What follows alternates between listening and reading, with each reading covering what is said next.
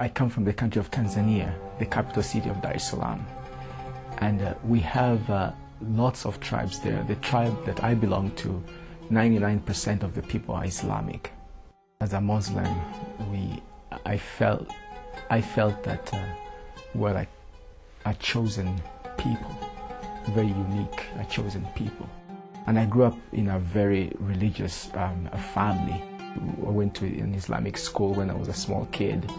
I helped my father in some Islamic duties, like to help with prayer and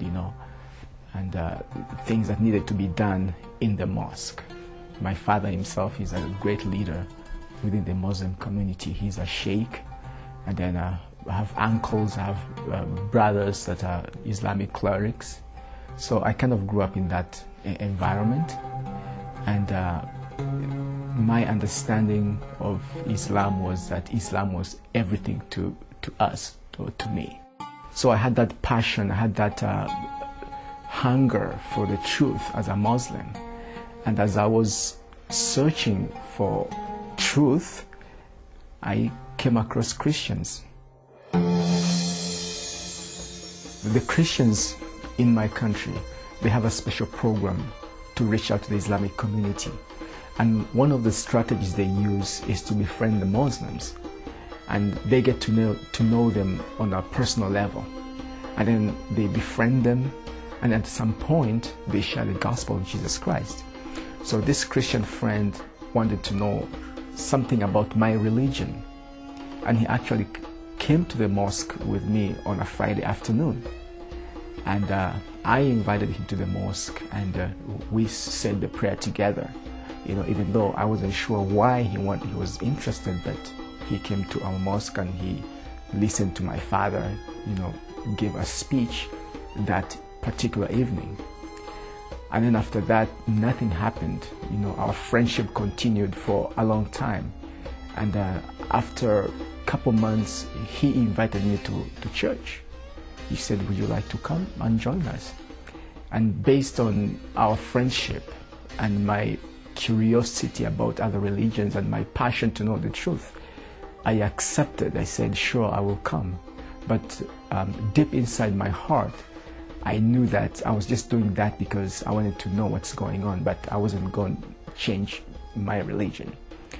So we went to church, and it was a different experience for me because I've never been to church before. The message of the preacher that day was about God's covenant. And he said that, the God of the Bible is a God of covenants. He makes covenant with his people. You read throughout the Old Testament, the New Testament, he has made all kinds of covenants. And then this is interesting because he gave this example, and he said, for instance, you go to your neighbor's friend, your neighbor's house, and you decide to work for him. You sweep his house, you mop his floor, or you do anything good. Your neighbor will be very happy if you do something like that. But at the end of the day, if you ask him to pay you money for what you have done, he or she has the right to say no or yes based on the covenant. If there was no covenant that was made, they can say no.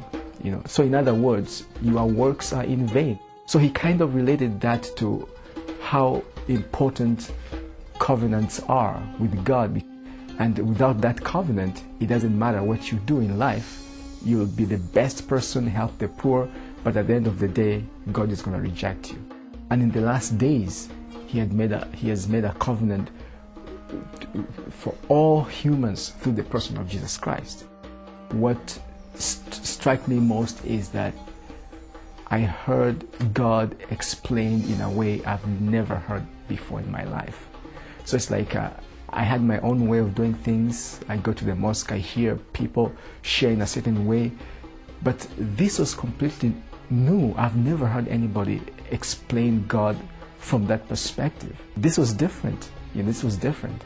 And so I was curious, and that's why my friend came in. He was waiting for me to reach that point so that he can share with me the gospel. So he bought me a Bible, and we began to read the scriptures, from book to book, but most of the time we were arguing, exchanging ideas, and he would invite me to church. I'll go to church with him, but I didn't want my people to know, because, I didn't want anybody to find out. So after church, my friend would ask me and say, okay, what didn't you understand in church? And then I'll explain to him, I didn't understand this point.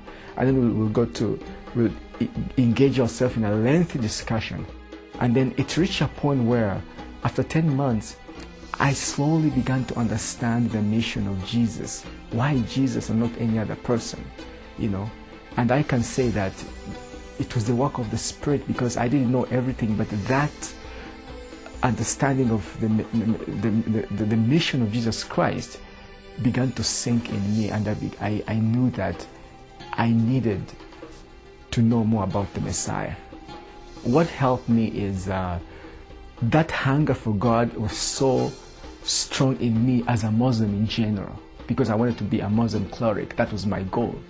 So after Christ was introduced to me, I knew that, if life was to be meaningful, I have to believe in this Messiah, based on what my friends explained to me and based on what I read from the scriptures and the discussion that we had together, So I knew that if life was to have meaning, I needed to know this Messiah. And it just happened that it reached a point where I could not resist God anymore. I knew that it's Jesus that I needed. I went to his church again, and after the service, the preacher made an invitation. I raised up my hand, and they prayed for me, and I gave my life to Jesus Christ.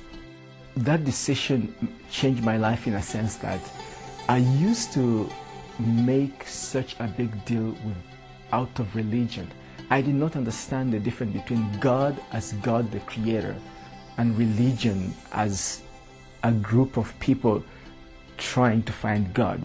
And before I was taught that God is so big and He's out there, and I pray, I do all kinds of good things, but at the end of the day, we'll see what happens, because that assurance is not there. When I became a Christian, I felt connected with my Creator. I can pray to Him, I can talk to Him, the connection is there. When I speak to Muslims, I will try to help them understand the difference between God and religion. There is a difference, because I think that's where the confusion comes. Most of the times we talk about our religions, and we have all kinds of discussions that lead to nowhere. But I want them to see that there is a God who created the universe, created everything, and is interested in each one of us. And it does not matter what religious background you come from, what social status you come from, or whether you are rich or poor. He is interested in you, and He wants to make a difference in your life.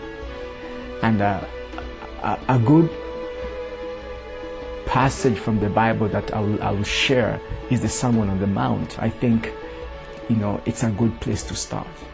The Sermon on the Mount, when Jesus Christ was talking, blessed are those who are pure in heart, blessed are those who hunger and thirst for righteousness, for they shall be filled.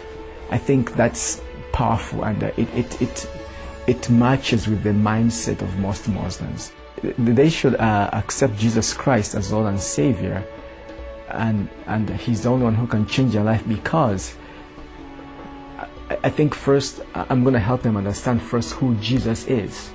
If you just see Jesus Christ as a carpenter's son and just some guy who lives in a neighborhood, then they shouldn't. Yeah. But if you see Jesus more than a prophet, I think that's a good starting point. And that's what made a difference in me, because I looked at Jesus Christ just as a person, so He didn't make any difference to me. But if we understand who Jesus is, then it shouldn't be a difficult thing to accept Him as Lord and Savior. Because once we understand who He is, then we are all going to need Him. I know that I I'm not a unique situation. What God did to me, He can do it to anybody. And my prayer is that they'll also see the truth, they'll see the light. And I know that is possible because, if I came out of, that background and He pulled me out, He can do it to anybody, and that's my prayer.